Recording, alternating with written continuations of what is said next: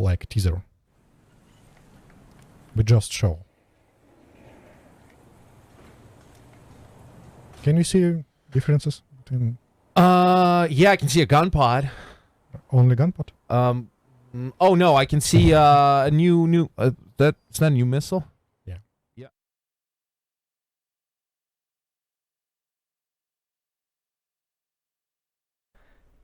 G'day ladies and gents, and welcome to AIM-7E Thunder. Yes, that's right. We're going to be getting semi-active radar homing missiles, which from now on, for simplicity's sake, I will be calling radar missiles. Even though that kind of encompasses active radar homing missiles, we're just going to be talking about the semi-active version. So, in a recent dev sneak peek, we've seen that radar-guided missiles are coming to War Thunder. Now, this is a massive step for the game because these missiles are kind of crazy. They're not crazy in the holy crap, they're probably going to be overpowered way, because I think Gaijin have now at least given us vehicles that are mostly able to deal with these sorts of things.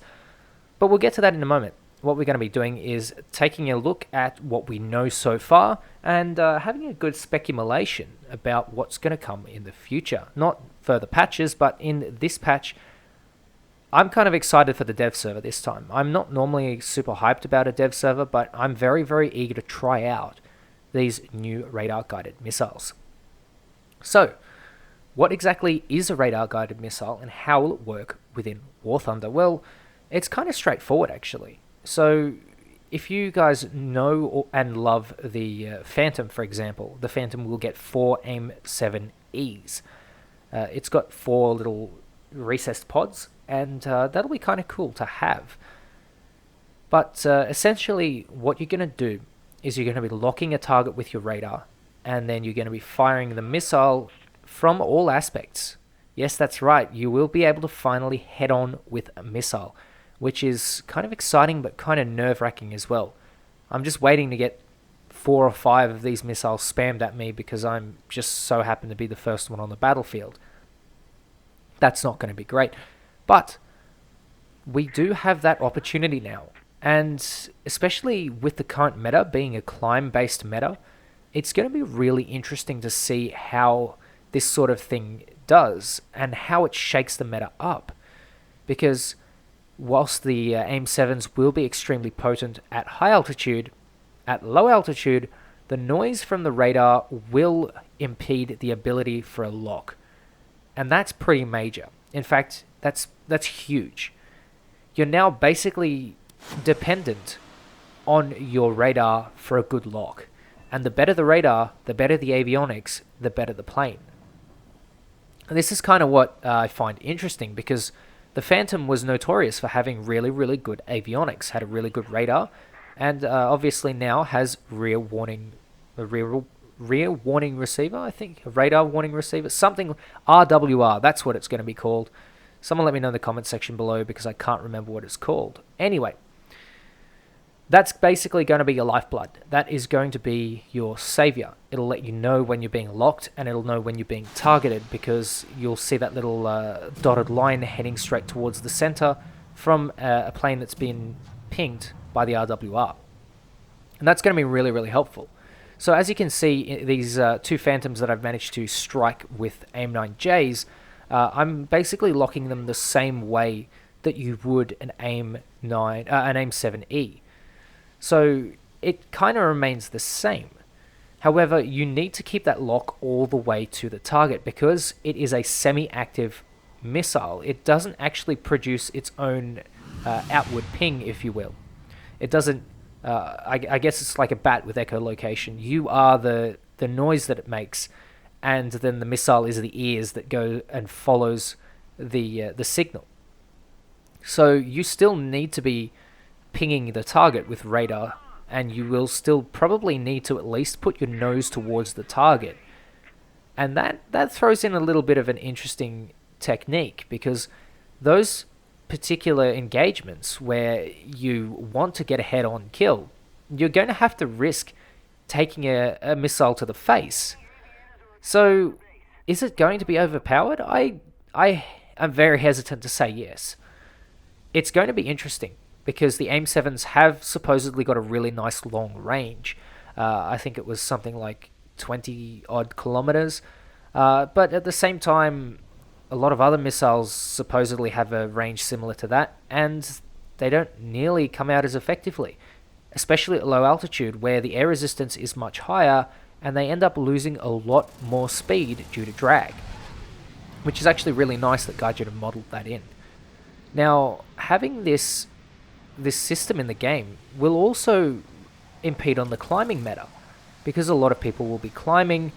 You won't get that, you may not get that willingness for everyone to climb. It'll be kind of interesting to watch it pan out. I think that people are going to start taking the climb to 4,000 meters option instead of climbing to 8,000 meters, and then trying to engage the higher targets with the semi-active radar homing missiles, rather than the AIM-9Js, which they'll do for the people below them. I think this is going to open up a new era of War Thunder's top-tier mechanics. I did say that when the R60s came out with the MiG-21 SMT and the MF, and it's kind of rang true. Missile Thunder is now in full swing. So, you guessed it, these guys are still 10.3 from what I've seen. It's going to be interesting to see how these things will fare against things that do not have missiles at all, like the MiG-19S. But at least, whilst some planes become a little bit more redundant, some planes actually become viable. The F-104S is probably the least competitive 10.3 in the whole game. It's so uncompetitive, in fact, that I don't know anyone who would want to play it. And that's a good thing for now, because you want to be keeping your sanity. Now, the F-104S, I believe the S actually stands for, or denotes, the ability to carry the AIM-7 Sparrow. And Gaijin said specifically that the F-4 Phantom is not going to be the only plane getting radar-guided missiles, which is a fantastic decision. It is so good to have a decision like that, because that means that one nation is not going to be on top of the pack, while the others get left behind in the dust. It is said that Britain is going to get them, and that's kind of obvious because they have two Phantoms. I would hope that the F-4C gets these missiles as well, and that would finally make the F-4C a very, very competitive jet. On top of that, the Mirage, I would guess, would get them, and the MiG-21 SMT, or even the MiG-21F, for hell's sake. That would be really, really interesting to, say, give one of the planes missiles and give the other one, the radar-guided ones. I think that would be an interesting idea. But, I don't know, maybe just giving everyone semi-active radar homing missiles would be a good thing. Now, you can see how hard I'm having a time of here, tracking my opponent with the radar. You're probably never going to get a lock at this low altitude, which kind of interests me, because it will shake the meta up a lot. Although now I've managed to get the lock as he points up. Yeah, it's going to be very, very interesting to see how this whole thing pans out. And we basically have to wait for a dev server for any concrete information, because the Russian stream does not have its VOD up anymore, and they never got to fire a missile on the stream anyway. Which kind of sucks, because I wanted to see how it performed. Unfortunately, yeah, they didn't get a lock, and they were like, no, screw it, let's move on to something else, which was kind of a boner killer, but you know what, it's better than nothing. I'll take it. So, these missiles, whilst they are going to have a fairly decent range, I think at low altitude they're going to really, really suffer, like really suffer.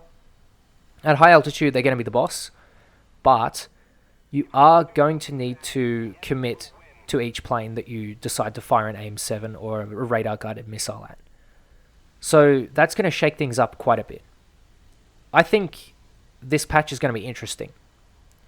I've got my fingers crossed that we're going to get some really good gameplay. Just like we did in this patch, this was a fantastic patch because basically every single nation had a competitive jet, and now Italy gets added to the mix. Unfortunately, from what I remember, Sweden doesn't get radar-guided missiles, but hopefully we'll get a J-35 that is able to do that. Or, hell, even a Lansen that is able to do that. That would be kind of cool. Regardless, a lot of nations are finally getting very competitive jets, and we're getting a new mechanic, which is really, really nice to see. So, while we wait for the dev server, I will definitely encourage you guys to stay tuned. And of course, if you would like an F4 Phantom in a very, very actually very high quality diecast model, they are available using my affiliate link to airmodels.net below in the description. Thank you very much to everyone who supports me through this means. It really means a lot to me. So, I guess we're going to wait for a dev server. Until then, fingers crossed. So, ladies and gentlemen, thank you very much for watching. Take care, and I'll catch you next time.